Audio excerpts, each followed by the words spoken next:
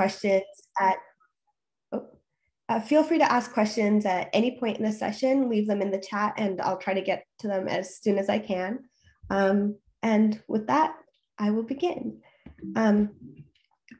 So the first thing that I'd like to talk about is software and online resources that are available to students and teachers. A lot of the times, this is one of the easiest ways to get started with teaching about technology, since a lot of this software is free and it's very easy to use in multiple different classroom situations as long as you have a connection to Wi-Fi and classroom computers, which I know is limited in certain school districts, but if you have a few computers, it's possible to implement teaching plans for a whole classroom of students working together. With that, there's two major classes of software for teaching, and that includes block programming and text programming. So block programming is normally used for beginners and younger students, since it's really easy to understand. It's drag and drop. You don't need to know a lot about the syntax or technical details about programming. It's very intuitive to get started. So you'll just say, move forward, turn right, and then you can slowly introduce higher level concepts in programming. Some examples of this sort of software include Tynker. PencilCode is really great for younger students from kindergarten to 8th grade especially. And the reason why it's such an amazing teaching tool is because it structures all of these different coding puzzles as games. So for example, one of the first games that you see when you go to their website is a puppy adventure. So you're told to go through and complete little tasks with the puppy, help him solve his daily challenges. And you do that by building code using small blocks. It's very simple. It's just, so in this case, he wanted to jump over this cone. So you would move twice, move forward twice, jump, and then keep moving forward. So like that, you can slowly introduce the basics of programming to younger students in a very fun and interactive way. And as students advance, you can start introducing them to text programming in Tynker itself. It's primarily Python and JavaScript that's used in Tynker. And it kind of follows a similar format. It's all games, so it's really fun, interactive, and it's also already built out. So for teachers who don't have a lot of experience themselves, if you want to provide these opportunities to your students, but you're hesitant about it because you're not sure that you have the experience required, this is a great tool to introduce because it takes away a lot of that burden of building lesson plans and working through them with your kids, since they can kind of follow these games and the lesson plans within those games to understand and get started getting interested in a lot of the basic concepts of programming. And another really nice thing about Tynker is it's built for education. They have educational plans, lesson plans available for multiple different grade levels. And they also have a small selection of free educational programs that will walk your students through a small course in beginner level block programming or JavaScript programming. So it's a very good starting tool to use. And the next resource is kind of similar. It's Scratch. I talked about this in the presentation last night. Scratch is another block programming language.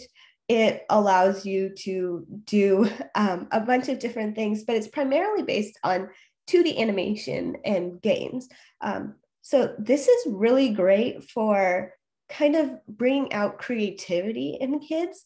They can let their imagination run wild, and letting them do that often makes them more interested in learning about it in the future.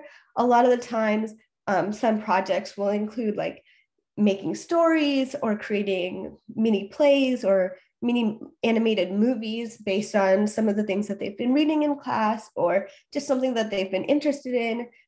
You can have them work together or work alone. And it's fun because it's it's very much their own imagination and their own ideas that are coming to life. And that motivates them to get creative, because when you have a vision in your head, you're more motivated to want to go the extra mile to understand how to make it happen. So having students participate in creative projects using software like this helps them learn these concepts faster, since they will go out of their own way to learn about different programming concepts that they can implement. And yeah, like Richard said in the chat, Scratch works really well in middle school. We've also used it in even younger students in elementary school as well. And they've been able to understand and pick it up pretty quickly.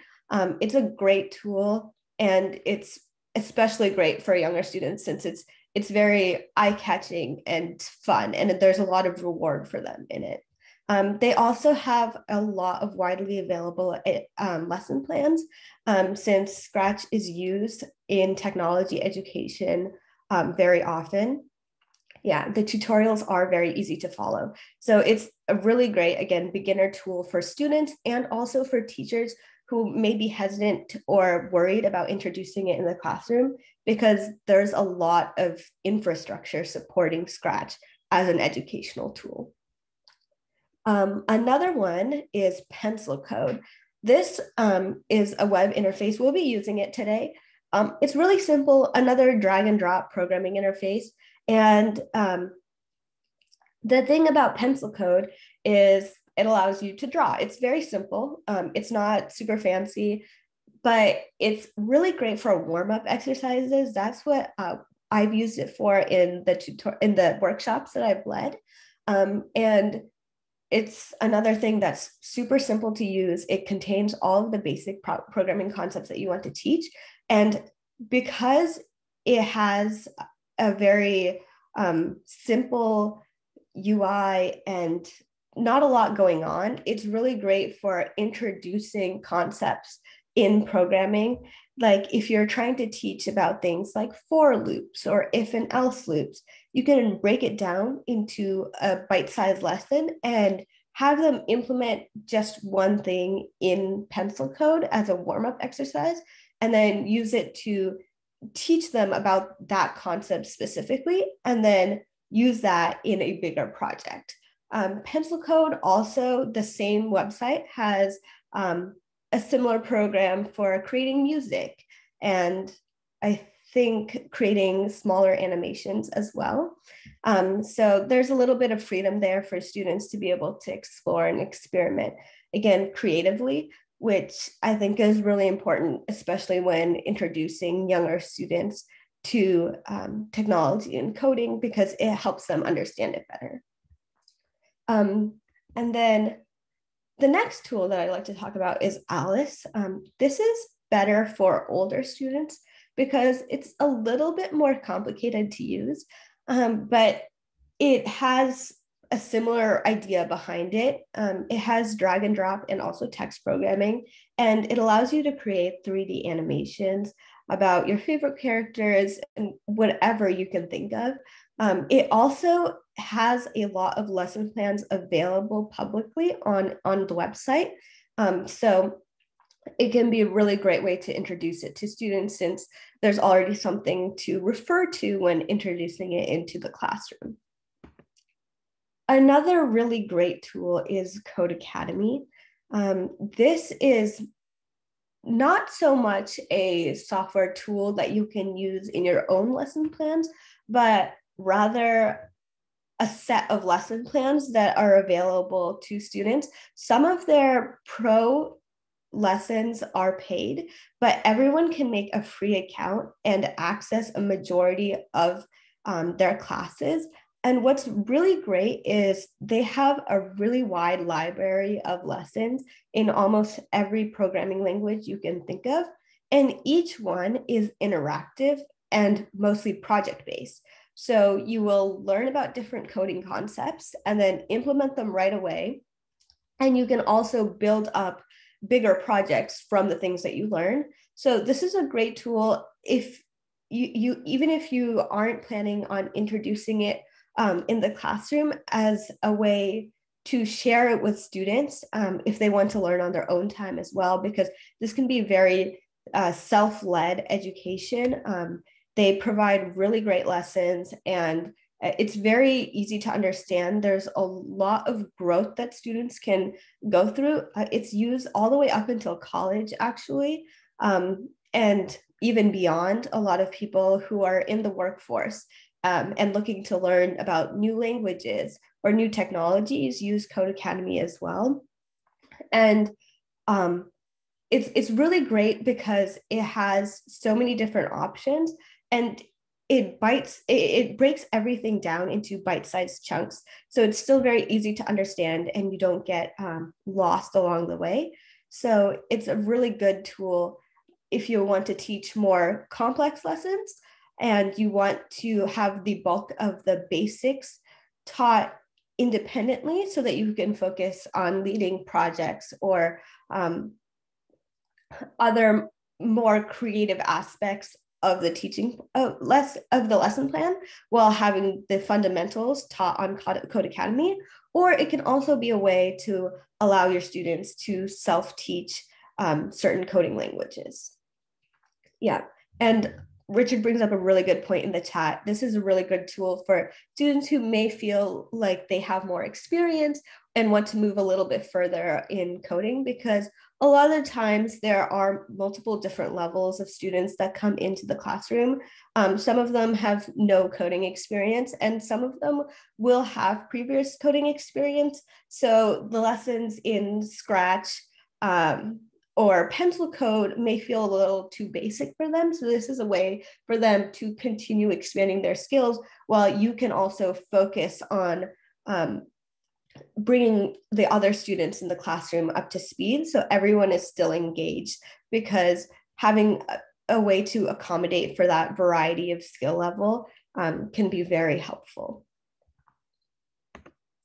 Now, the next type of tool I'd like to talk about is some hardware. This is often a little bit more expensive, but these are really good ways to get students more engaged in an in-person setting or at home individually, because it's really nice to be able to see what you're doing and have a visual and physical reminder of the work that you're doing and a result from the work that you're doing. The first tool is Ozobots. These are really, really great for introducing beginning concepts in programming, and these are really, really great for younger students. Ozobots are a really tiny robot. They're smaller than the size of a clementine. And what they do is that's a very cute nickname for an Ozobot.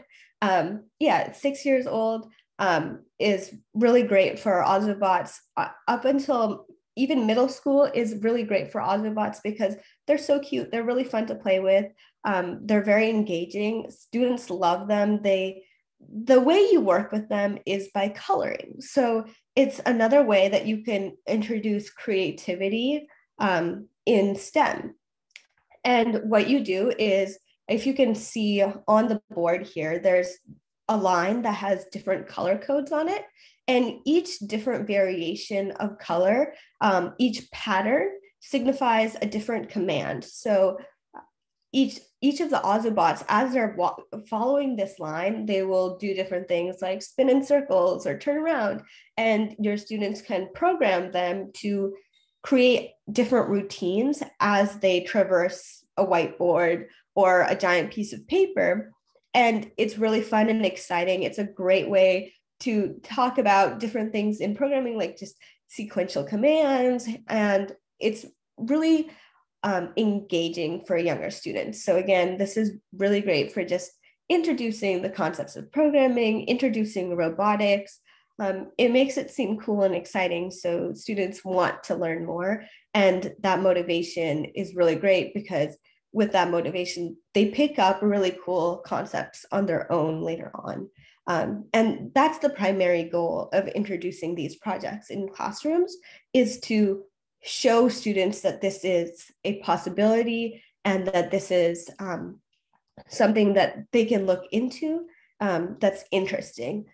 It doesn't necessarily mean that you have to teach them everything in class, but providing them an experience is already going a long way, because they might not know about these opportunities or about coding and robotics as subjects that they would like to learn about. And so introducing this as a beginning lesson could spark interest, where they go on to do even bigger and better projects of their own later on.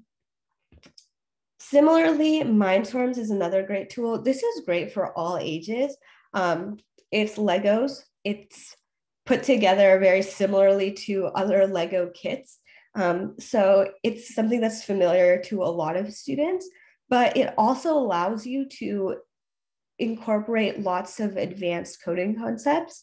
It has block programming for younger students, and you can also use text coding for older students. So it's a really great way to it grows with the student. I'll talk about FIRST robotics later, and in different levels of FIRST robotics, Mindstorms is one of the tools that they use, one of the kits that they use. These can be great for doing group projects as well. It's fun and interactive, and there's a lot of different options. It's great. It also has a lot of educational support, because Mindstorms has been used in the classroom and specifically in FIRST robotics teams for so long. There's tons of lesson plans, tons of tutorials for sample robots, for different coding projects and so on, that you can find that are free and easily accessible online. So it's a great tool to have in the classroom. It's also really easy to incorporate in a classroom setting and have it be a part of a lesson plan. At the tutoring center that I used to work at, we used to use this as a lesson in between other classes, where we would talk about different math concepts, and how different sensors worked, the science behind different sensors. So there's a lot that students can learn from this, and it's very easy to integrate into a classroom setting. And additionally, because it does grow with students, is really great, because it's one of the tools that you can use from a very young age. Like Kristen said in the beginning, the first time I used a Lego Mindstorms kit was in second grade, and it was still pretty easy to use at that time. And I've used them and built robots with them and found that engaging all the way through high school. So it's one of those things that can grow with you, that you can still be learning from, and for a really long time. So it's a very good investment for a teaching environment, and also for students at home. It is slightly more expensive than tools like the Ozobot, but even having one kit in the classroom can be really helpful to be able to have students work together, create different parts, and experiment. So this is really great for a variety of grade levels and a variety of lesson types, from beginners to people who have very heavy coding backgrounds and have a lot that they want to try out, a lot of complicated things that they want to try out. There's tons of different sensors that you can purchase as well. So it's really great to teach about different aspects of coding and robotics, and those two concepts link directly to a lot of math, a lot of science. So you can incorporate a lot of different lessons into this one tiny robot. And then finally is the Raspberry Pi. This is a really affordable option. It's about, I think, certain Raspberry Pi kits go from, I think, $10 to $35. And it's a tiny computer. So it can do everything you can possibly imagine. There's so many projects that you can explore with this. There's tons of add-on sensors that you can hook up. It's a little bit more complicated to start out using. So this is a better tool for older students and students that already have some programming experience, or at least some technical background. So students in high school, in later years of middle school, Raspberry Pis are great because they give you a lot of freedom to do a lot of really cool projects. And they also can work on a limited budget. And that's what makes it so great. It is a fully functional computer in the size of a credit card. These are some example projects that you can do using Raspberry Pi. You can make arcade games, you can make displays, you can run face recognition algorithms. One of the things that we did as a workshop was, I'm not sure if anyone has watched Big Hero 6, but we created Baymax from Big Hero 6. So using a Raspberry Pi. So it had face recognition. Students learned how to run face recognition on a Raspberry Pi, and then it would say hello to you. It would play back the audio from the movie. And it also had servos to like move around the plush toy that we used as Baymax. So it's a really great tool. And again, it's one of those things where there's a lot of freedom and creativity that students can use to approach the projects that they take on. If you are looking to implement project-based learning in your classroom, a Raspberry Pi is a great tool because you can teach concepts using simpler interfaces like PencilCode or Codecademy, and then students can take those concepts and directly apply them to their own projects that they have their own ideas for, using the Raspberry Pi and the different kits that come with it. Now, there are a lot of competitions that are available. I'll talk about two today. These are really great ways for students to apply and get a reward from the work that they're doing in the classroom. It's fun when it's a competition. It makes things exciting and it motivates students. And the great thing about these two competitions in particular is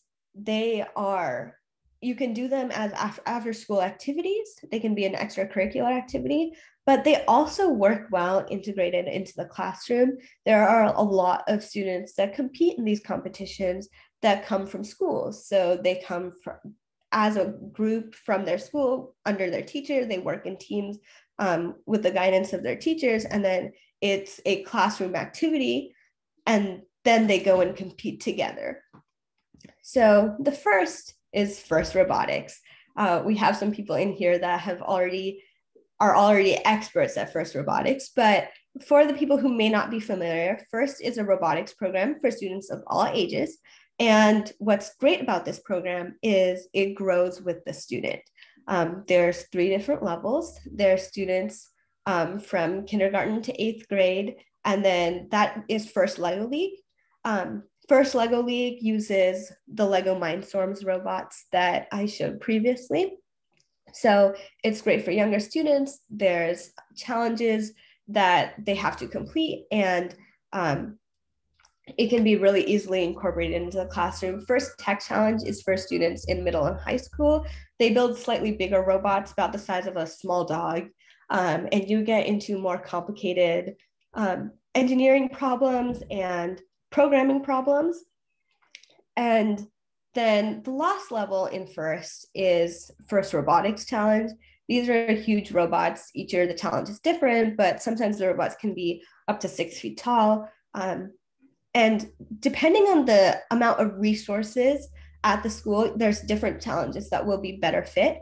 But there's always an option that can be available to your students and that can be helpful to them and provide a lot of learning opportunities. For the first one, FLL, like I said, these are smaller robots, and they're a lot easier to get started with because they accommodate for beginners as well as more advanced programmers and builders in robots. There's lots of tutorials, and depending on your local community, if there are other FIRST teams in the area with older students, there's a very strong emphasis on mentoring. So older students will often go into classrooms and into schools and teach these concepts to younger students. So that can lift some of the burden off of you as teachers. And these are small tabletop robots. They are programmed autonomously, so students learn a lot about using sensors, about the different coding concepts that you may teach in the classroom, and then they get to see that all in action. And the competitions are head-to-head, so you get to see your scores pop up and you're competing directly against other teams that are your age. So it's a really fun experience. And even if your students don't compete, the challenges itself are very fun and engaging because they're all designed after a certain theme every year. And you can learn a lot as students from just participating, and even if you're not participating in the competition itself, by completing the challenges.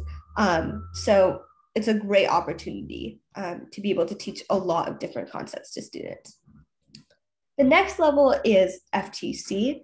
So again, these are larger robots, and these robots compete head to head in the same challenge. It's very intense. It's really fun because you're driving your robot, you're working with other teams, you're communicating with them, and it's a really fun activity for students to participate in.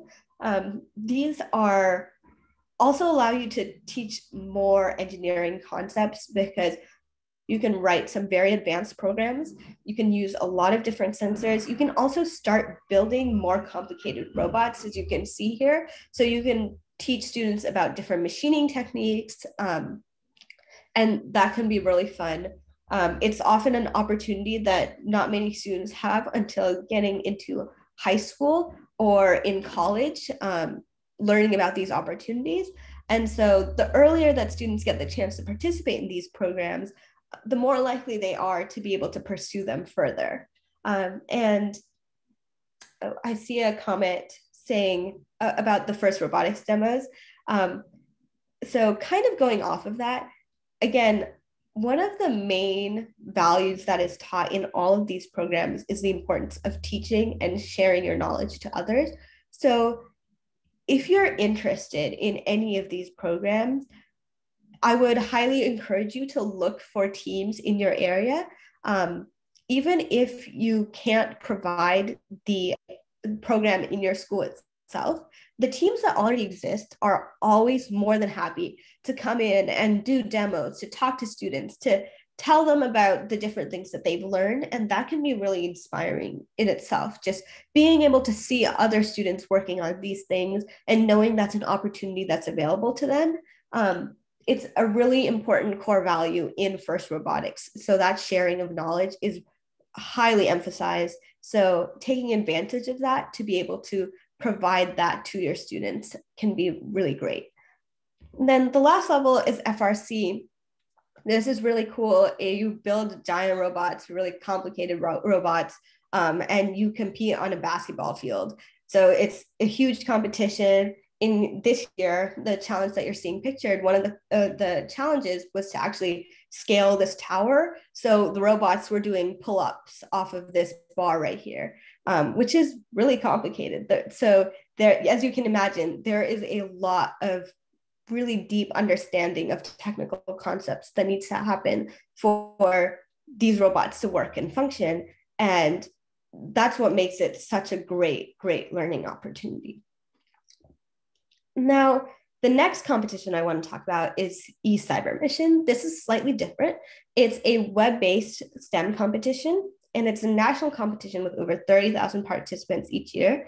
You work as teams. These are small teams, and they're led by a mentor. And what happens is there's different levels of competition, both local and national, and each team comes up with their own ideas of a research problem, and then they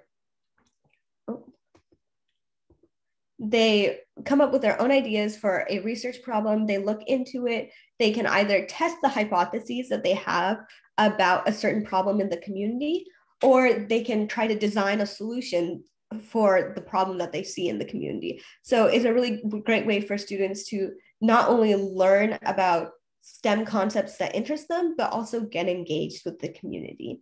And it can be incorporated into the classroom as a long-term project that spans the course of a semester or a quarter where students form teams themselves, and then an important part is being able to report out all the progress that they've made. So that can be a way to incorporate different aspects of technical writing into your lesson plans, where they're working on this project together, they're writing about it, they're presenting it out to the classroom, and then they go on and present it out as a competition. So it's a way to make sure that you can use it as a teaching tool, and they can also be able to participate in it as competitors.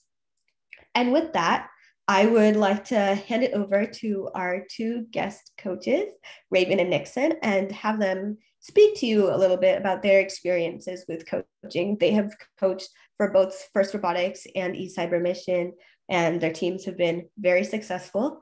So with that, I will hand it over.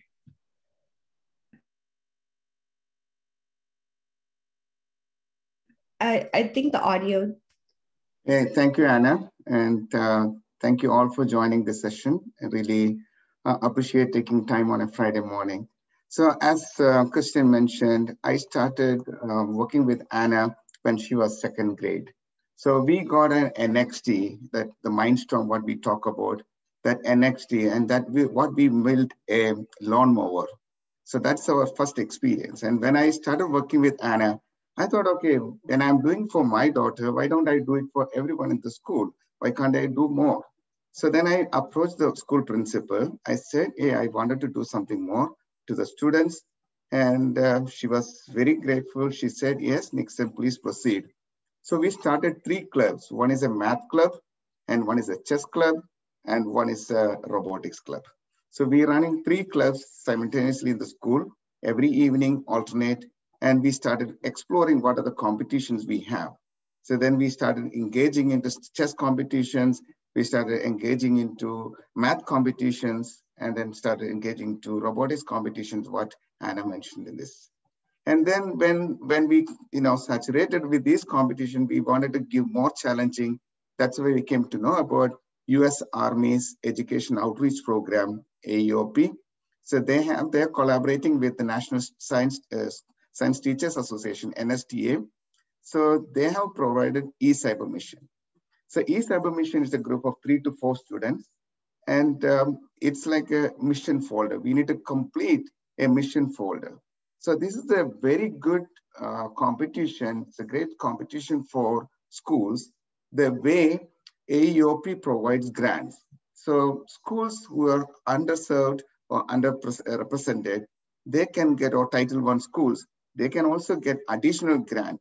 So that means this competition, as Richard mentioned about, we have some funding issues, right? Getting the robotics and getting the component, getting the parts. It is very challenging, but ECybermission is the program, it provides grants. So you don't have to invest when the program itself invests for you. So you can buy all the parts and you can reach out. And working with the kids, it's very, very, engaging, interesting. And I was able to take the team multiple times to Washington, DC, during this pandemic, but before that. So it's taking them for 3 to 4 days in Washington, DC, and watching, going around and meeting with the US Army professionals. It's a great experience. So I strongly recommend just go to ECybermission.com and look at that, resources. And Anna also provided the resource sheet. Try that. It's a great opportunity. You can divide your class into small groups. Like say, if you have 30 students, divide them into 10 groups, and then each group can come up with the mission folder. And one of the success what we have seen in the past and talking to other coaches, it is trying to get the parents involved. And people like me, there are a lot of people, they are ready to volunteer. And only thing is that they are not aware there is an opportunity to volunteer. So encourage your parents, parents to participate as a volunteer and give them responsibility for each team. So you don't have to take the entire burden, and the parent can take the team and guide them, coach them, and take to the next level. And there's another thing what we are seeing, one thing what I have seen in the past, reaching out to the local organizations. there are organizations ready to spend money. There's a lot of funding for them to give it to the students. So if they have an idea, like as Richard mentioned, the EV3, right now it's a robot inventor. It's very expensive. But there are companies ready to sponsor. So reach out to them, and that will provide the students a great platform. And this is a quick summary from my side. Raven, you wanted to add anything from your side? Yeah, thank you, Nixon and Anna, to give me also an opportunity. From my side, I just want to let you know that how I come to know about this kind of platform and the softwares and hardwares. Actually, almost 15 years back, I moved to Oregon, and where I met Anna and Nixon. They were doing all these robotics things at that time, and I was wondering like what these people are doing, and I had no clue, at that time. And then slowly come to know one by one. And I have a 14-year-old daughter now who participated pretty much in FLL, FTC, and ECybermission. And they are not the only team. Once I come to know about this kind of platform, as Nixon was mentioning, come to know that okay, there is a lot of opportunity in front of us, but the only problem is many people not aware about it. So, and I joined with both the Nixon and Anna in the STEM for Girls organization, and we started extending the help from Portland to remaining part of the world, even up to India and Australia and many other countries. Providing the different platforms availability, and also the ideas how we can encourage the students and as well as the teachers and parents to the STEM field, because most of the time just not the kids are knowing something. Actually, as a coach, every time I will be so much encouraged to see that how the kids are thinking differently than us. So we are learning a lot from them. And at one point, I had a 5 FLS team to coach. It's like a 5 football team to coach. It's who are competing each other. Everybody needs their own ideas, and I couldn't mix anybody's idea to another team. And it's a challenging thing because everybody have their own very good ideas and all the things. So I always encourage everybody, and you don't want to be a computer teacher or a really a technical person to participate in ECybermission or even FLL kind of competition. All you need the passion for learning and passion for teaching. So you can do a lot for the student. So I'll be happy in case in future anybody want to know anything more, and I'm sure that Nixon and Anna will be also available for more knowledge and handshaking. So yeah, that's what I want to just add. Thank you, Rabin, and over to you, Anna. So yeah, like the main point is having that passion and the desire to be able to do this. There is no prerequisite amount of knowledge that you need. Everybody comes in not knowing a lot. And the great thing about both of these competitions and a lot of the resources that I've shared is they all have a lot of backing. There is a lot of curriculum that is already planned out for you. There's a lot of tutorials. There's a lot of YouTube videos and different forums that are dedicated to these programs, these technologies, and these competitions that are all about providing information and resources and guiding you through the whole entire process. So there's a lot of supportive infrastructure if you do want to get started with any of these things. There's a lot of different things that you can look at in terms of learning them yourself, as well as teaching them to other students, even if you may not fully understand the concepts yourself. That's not necessary. What is necessary is the desire to give students the platform to learn. That's the most important prerequisite. There is no need to actually know and understand all of this completely if you want to share it with your students. it's possible for people with any background, even if it's not a background in STEM. And I think that's a really good point that I'd like to emphasize. So moving forward, I have a small little demo lesson prepared that we can all go through together. And then there will be time for questions at the end, just generally about anything that we've covered this session, or if you have any questions about implementing this in your own classrooms. So the typical format that we follow in a lot of the workshops that we run for STEM for Girls is as follows. There's normally a warm-up, a lesson on fundamentals, and then a larger project that students work on. And this sort of format has worked out really well in the past. It keeps students engaged throughout the whole thing. And it also delivers information in small chunks, which is really helpful because a lot of the times it can seem overwhelming at first when you introduce something to a student that's like, you're going to build a robot, and people may look at that, and if that's not something that they've seen before or seen other students do before, that can seem like a very intimidating and very large task. So breaking it up into small chunks as you're teaching it makes it a lot more digestible, and it helps students feel more comfortable in doing it themselves, especially when they don't have a background in it. And one of the key parts is having a project. What we've found for, I think, just technology-based education especially, having projects involved is the most effective way to teach it, because that's when students can go out on their own and learn more about the different things that they may be curious about. It gives them freedom, and it also helps them reinforce the lessons that they learn, because when you're just listening to lectures about coding, it's really hard to internalize and understand. And so having a project-based application of the stuff that you're teaching is very important for students to be able to actually learn the material as they're going forward.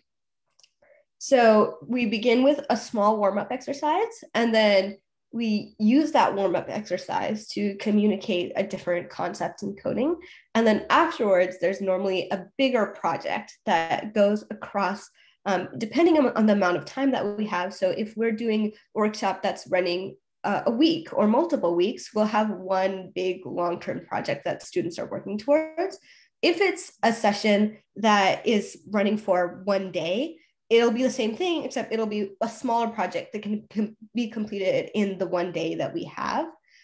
So this can just be like a general guideline. It's been really useful. It's also really helpful from a planning perspective, because it allows you to know this is how I will be structuring my lesson. And then you only really have to plan for the fundamentals, and having a warm up with the project, it's self-taught, self-led for the most part. So as a teacher or a coach, you're there for guidance, which relieves a lot of stress, because what you're doing is students will be having the freedom to choose their project and out of the resources that you have available. And then all you have to do is be there to answer questions, or even better, guide them to answering the questions themselves.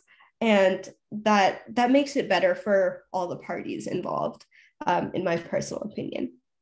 So today we will start by going to pencilcode.net.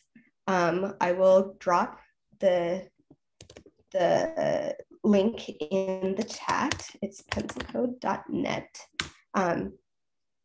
And if you will come over here, and this is PencilCode. It's a very simple interface. This is a tool that, like I previously mentioned, we use a lot for warm-up exercises because it's so simple and it's really easily accessible. You don't have to create an account or anything. So we'll go to Create Art. That's the first option at the bottom. And then if you scroll all the way down, there's a Make Your Own. So there's two ways to code in PencilCode. You can either code using text coding, or you can code using block programming, and it toggles between them, so you can show students what the differences are, and you can also advance students very easily through both. So for this, you'll want to there's different blocks on here that control different things. For this exercise, we'll mostly be using the art blocks and the move blocks. You can use the art block to set a color for the lines that you're drawing, and then the move blocks to navigate around the screen. So the first challenge, our warm-up challenge, is going to be recreating this picture on the screen here in PencilCode. If you would like to follow along, you can do so on your own screens, or at least try to attempt this on your own screen so you can kind of get a feel for the level that we normally use to introduce students. This would be what we would use in a beginner class to start off teaching very basic coding concepts. And we'd use this with students of all ages, honestly, because it's a great way to just get started and break up very big lessons into small digestible chunks. A lot of the times we find that students are more engaged when they're working with each other. So one thing that we've done in the past when we're in person is we actually have students pair up with each other, and then each student draws a small sketch of a shape for the student next to them, and then they switch to their drawings to each other and then try to recreate it on PencilCode. So it's a little bit more fun and interactive. Oh, okay. So I'm getting a reminder that we have about 10 minutes left. So I'll try to go through this quickly so we have time for questions. And then we'll come back and we'll talk about some of the patterns that they notice. So in this particular pattern that I've asked you to draw on PencilCode, you can see that it's actually made up of a bunch of repeating chunks. So they're all the same shape that's just repeated 4 times. And so then I would go into explaining for loops, which is a way to use repetitive code and simplify it.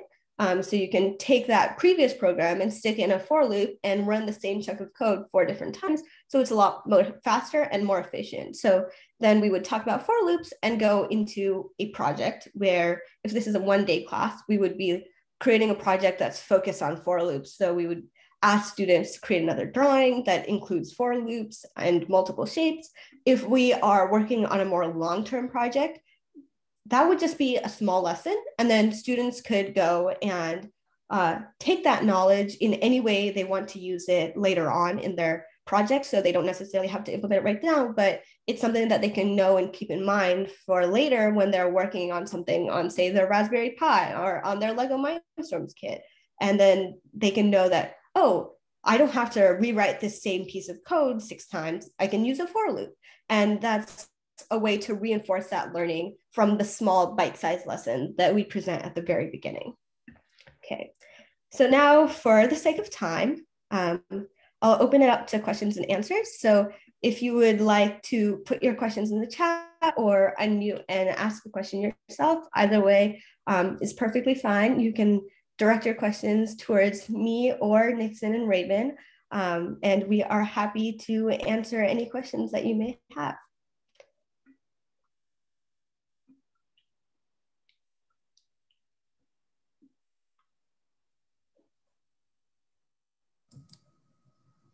If you have any questions, please enter them in the chat box.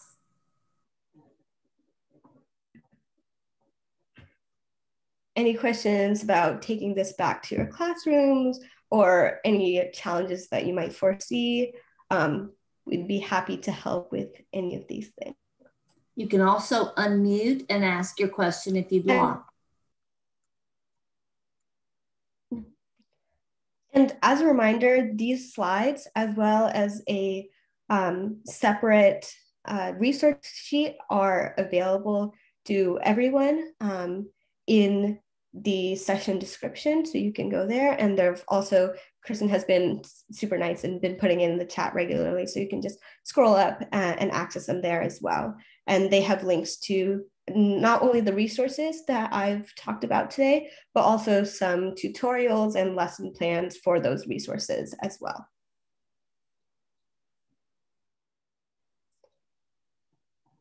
Okay, so there's a really good question. What can I do to attract more girls to STEM? My STEM club is mostly boys. So that's a really great question. One thing that happens in a lot of schools and environments is girls can often feel intimidated or unwelcome by STEM opportunities because they are so predominantly male. And it's hard being the only girl in the room. It's not something that a lot of people like doing. So even if they may be interested, they might be scared or hesitant to do it, simply because it's not a very comfortable environment. And so one thing that often works well is there's two ways to approach this. One is providing opportunities for girls alone. And that can be really helpful because it lowers it makes it easier for girls to feel comfortable and ask questions without fear of judgment, and feel more included in the community that they're joining, which is important. And this also applies to minority students as well. Just minority students in any sense can often feel uncomfortable in spaces where they are often the only person that looks like them in the room. And that can be a very hard situation. It makes it harder to ask questions. It makes it harder to learn. And so creating classes or programs that are designed specifically for girls can be one way to do it. Another way is simply like trying to spread the word and facilitate an environment where everyone feels welcome. If you have even one or two girls in your STEM club and they feel comfortable and are having fun, and asking them to bring their friends and introduce new people, have them as a point of contact to encourage more girls to join. That's how a lot of it's worked in the past in a lot of our clubs. Having one person that can kind of be a gateway into a club is very helpful, because then you feel seen and you know that there's someone who can understand the feelings that you might have in this space that you're entering. Those are kind of the two main methods to help girls feel more comfortable in these spaces. Another is often targeting girls to try STEM opportunities can come from making them a little bit more creative, because then it feels like something that's more familiar that they're encouraged to do. And that might make them a little bit less hesitant to join and explore these opportunities. So presenting more creative opportunities and creating places and opportunities for them to be able to explore it in a comfortable environment is often the best way to get more girls to join STEM activities. Nixon and Raven, if you have anything else to add. I just want to add to that. This is Nixon. Just want to add to that. See, another way to attract the girls to come into STEM activities, reach out to your first coordinators. If you know someone, or if you can just go to the firstinspire.org website and look for the first coordinator and ask them, hey, do you have any girls only team? And ask them to come to your school and do a presentation. They're very happy to do that. So they'll come over there, and when they see the girls only team coming and presenting their robotic thing, they will also get inspired. Or also you encourage your students, go to the first competitions or some competitions happening in your neighborhood, in your area. Just ask them to attend the competition. Then you'll see there'll be a lot of girls participating, and that will say, hey, there are so many people are doing, why can't I do it? So that is the one way to get more people, interested into this step. Another method is also introducing it in the classroom, because then it's something where everyone is participating. There is no need to go out of your way and put yourself in an environment that you might not be super comfortable with, because it's a classroom activity, everyone's doing it. And so then there is no boundary like that. So that's why having these opportunities in the classroom is especially helpful, because it reduces a lot of those barriers that women and minority students or underserved students may face in accessing these opportunities, because it's part of the class, it's part of the lessons that they're learning. And then seeing that directly can spark interest and encourage more students to pursue it further as an after-school activity or as a club activity later on.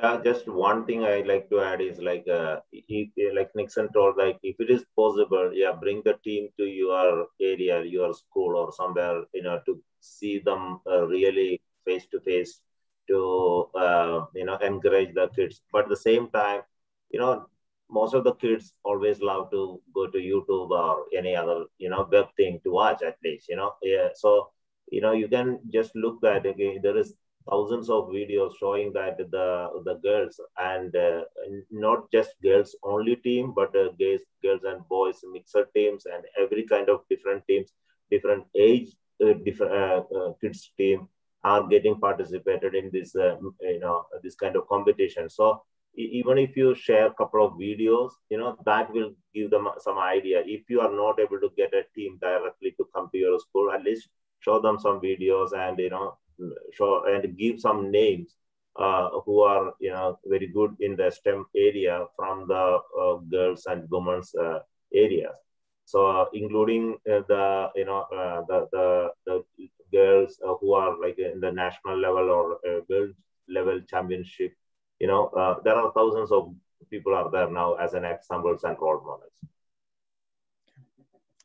Thank you. Role models is very important. And so,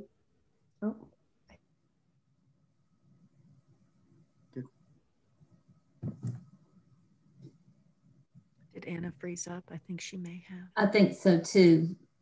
So thank you so much for joining this session. And remember, you can check. And if you have any more questions, you can email, or in that way, with the conference ending today, we thank you for attending. Kirsten, do you want to add anything? I'm actually just going to drop another link to STEM for Girls, although it's easy to find on the internet. It is stemforgirls.org, and the 4 is the number 4. But I highly encourage you to reach out to Anna, Nixon, Rabin, if you have questions or if you would like advice. They are a tremendous resource. Before we end, I just see one last question. I have no knowledge of STEM. I would love to do this program. How do I get started? First off, like Kristen said, feel free to reach out to any of us. And as well, check out the different resources and competitions that are in the resources sheet, because a lot of them have tutorials and getting started guides that contain everything that you would need to know to bring it into your classroom or bring it to your school as an after-school club or activity. So hopefully that resources page can be a good starting point, because it covers a wide range of different activities that you can introduce, and also has lesson plans that you can implement as well.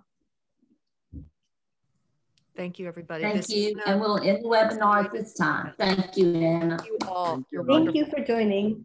This has been great. Thank you. Bye, everyone. Bye.